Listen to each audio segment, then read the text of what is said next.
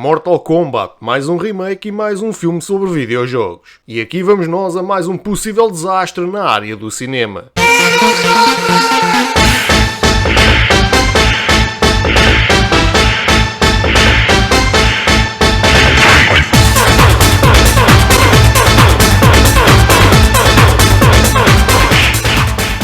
Olá a todos os fãs de cinema e neste caso também a fãs de videojogos. Deste lado do ecrã quem vos fala é o Tiago, o vosso anfitrião para este vídeo. Sejam bem-vindos à Sessão em Casa, o quadro aqui do meu canal onde eu dou as minhas opiniões sobre filmes aos quais já tive a oportunidade de assistir. E só um pequeno detalhe, notem que estamos a falar na Sessão em Casa versão extrema.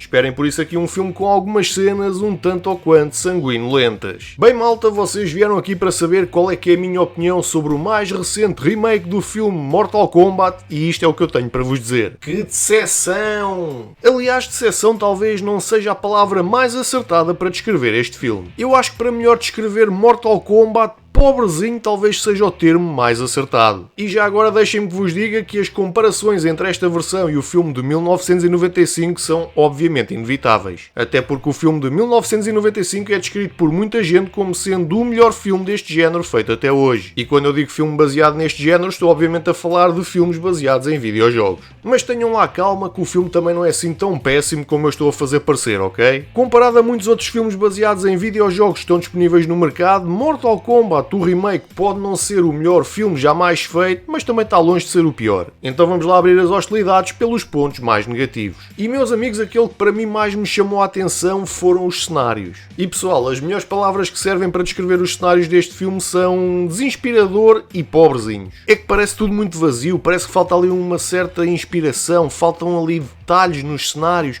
é tudo muito banal, muito mais do mesmo, muito pãozinho sem sal. E neste caso, estejamos a falar em cenários que são passados no mundo dos humanos ou no mundo de Outworld, é tudo muito vazio. Eu posso mesmo dizer-vos que durante todo o filme não existe um cenário que nos vá deixar propriamente de vista arregalada, um daqueles cenários que nós olhamos e dizemos assim, uau, este cenário teve aqui imenso trabalho por trás dele. Se por acaso vocês estão à espera de ver algum cenário assim, então podem esquecer. Isto para vocês até vos pode parecer um tanto ou quanto superficial, mas como estamos a falar de um filme baseado em videojogos, digamos que os cenários pobrezinhos retiram muito da atmosfera que este filme poderia ter. Porque isto é assim, neste género de filmes sem dúvida que os cenários não são tudo, mas digamos que ajudam a criar uma certa atmosfera, o que vai ajudar ainda mais a contar a história. E claramente é aqui que começam as comparações com o filme de 1995. É que na versão de 95 os cenários são ricos em pormenores, nota-se que eles tiveram algum trabalho de produção por trás daquilo e ainda por cima alguns deles parece que foram realmente retirados de um videojogo. É que dava mesmo aquela sensação dos humanos estarem num mundo que não era deles, a lutar contra criaturas que também não eram do nosso mundo. Já nesta versão de 2021, imaginem esta situação. Vocês têm um armazém gigante, completamente vazio, tirando uma pequena mesa que está lá bem no meio. E é exatamente com essa sensação que nós ficamos ao ver os cenários deste filme. O segundo ponto negativo que também me deixou assim um tanto ou quanto puto da vida foi a banda sonora. No geral a banda sonora nem é assim tão má e até tem aqui alguns pontos interessantes. Aqui o maior problema está no tema principal do filme onde eles borraram a pintura toda. Para quem já teve a oportunidade de ver o filme de 1995 e sabe qual é que é o tema principal do filme Mortal Kombat, é aquilo que eu gosto de chamar o hino à porrada. E vai daí alguma mente brilhante do filme de 2021 lembrou-se assim, então e se eu for buscar aquele grande clássico das bandas sonoras do cinema e a reciclar para aproveitá-la para este filme? Yeah, baby, yeah! E foi exatamente isso que eles fizeram, reaproveitaram a música, reciclaram-na, para pior, claro está. Meus amigos, se não está estragado, não vale a pena arranjar. Digamos que ao ouvir a música original de 1995, quase que acaba por ser uma música motivacional, porque nos dá aquela vontade de quase saltar para dentro do ecrã e nos juntarmos às cenas de luta e começarmos a distribuir porrada por tudo e por todos. Já a versão deste filme de 2021...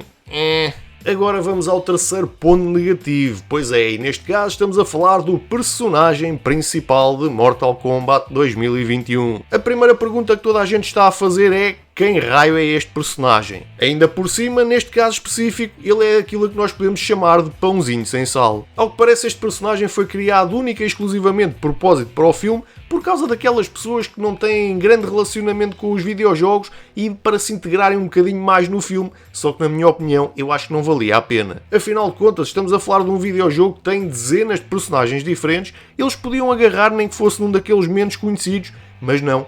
Tinham que estragar tudo e tinham que fazer um personagem de raiz por um motivo ou outro. Foi exatamente isso que eles fizeram no filme de Resident Evil com o personagem de Alice, mas digamos que nesse caso existe uma pequena grande diferença. Alice consegue ser um personagem com algum carisma e personalidade. Ainda por cima, na versão de 1995, o personagem principal era o Liu Kang, que é um dos personagens mais conhecidos do videojogo, e neste caso digamos que ele fica renegado para segundo plano. Além de ter pouquíssimo tempo à frente do ecrã, acaba por ser um tanto pãozinho sem sal como o próprio protagonista. Aliás, na verdade, praticamente todos os personagens deste filme são assim. É que nem mesmo o Sub-Zero se consegue destacar, apesar de ser um dos personagens que tem mais tempo de ecrã. Apesar deste ser dos poucos personagens deste filme que tem até uma história de fundo bastante razoável, digamos que os diálogos que ele tem são um tanto básicos e repetitivos. E juntando a este todos os personagens que o filme também tem, não é que eles façam má figura, mas digamos que eles são todos chatos e pãozinho sem sal. É que se formos a ver bem as coisas, praticamente nenhum deles parece ter assim grande personalidade. Ainda por cima, como se isso não fosse mal o suficiente, a maioria deles nem sequer tem tempo suficiente de ecrã para poder fazer um bocadinho melhor figura. Por isso, neste caso específico, eu acho que a culpa nem é tanto dos atores ou dos personagens, mas sim dos argumentistas.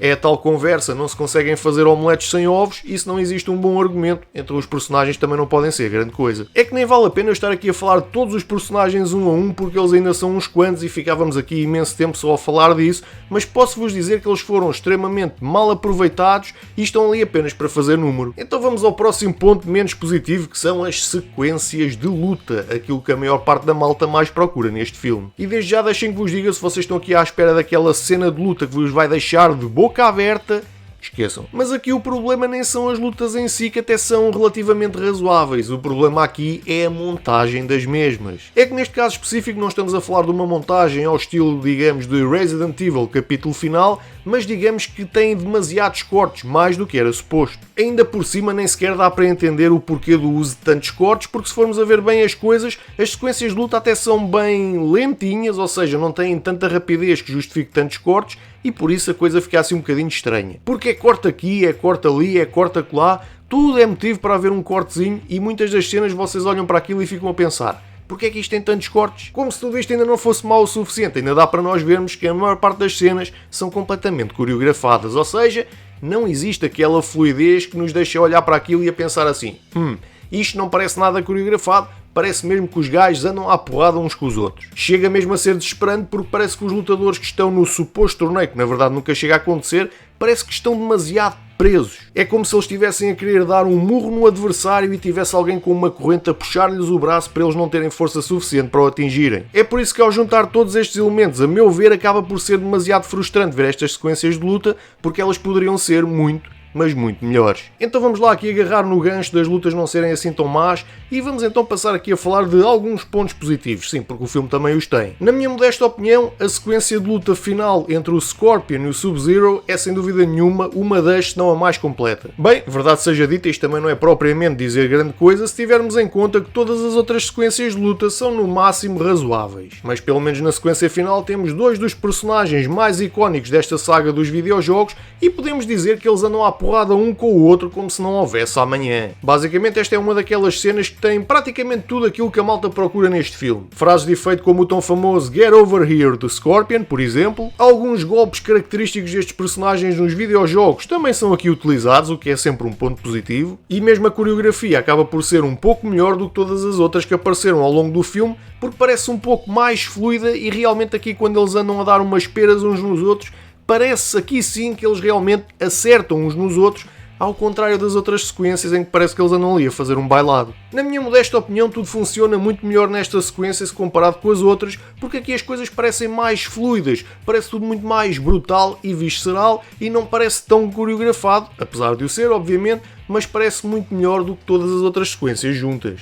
me diga! Se formos a ver bem as coisas, é quase como se eles tivessem guardado o melhor para o fim. Agora, o ponto que muita gente estava curiosa em ver, será que este filme nesse aspecto é inferior ou superior à versão de 1995? E neste caso devo dizer que é bem superior, é a violência, a sanguinolência, as tripas, as fatalities. Bem, meus amigos, no que toca a essas coisas todas, agora em geral, podem ficar descansados que apesar de não ser em abundância, ele existe. Por isso, para a malta que espera aqui alguma violência mais gráfica, voilá, ela aí está, até rimou. Outro dos detalhes positivos que eu acho que este filme tem é o uso de alguns dos personagens mais conhecidos dos videojogos e também o fardamento que eles usam, as armaduras. Para vocês ficarem com uma melhor ideia daquilo que eu estou a falar, não esperem aqui de personagens parecidos aos personagens dos jogos originais, mas sim dos jogos mais recentes, ok? Por isso, para aquela malta que prefere o aspecto dos personagens dos videojogos originais, se calhar seja a melhor ideia vocês irem ver a versão de 1995. No problema. E já que estamos a falar novamente de personagens, já falámos daqueles que ficaram um pouco aquém,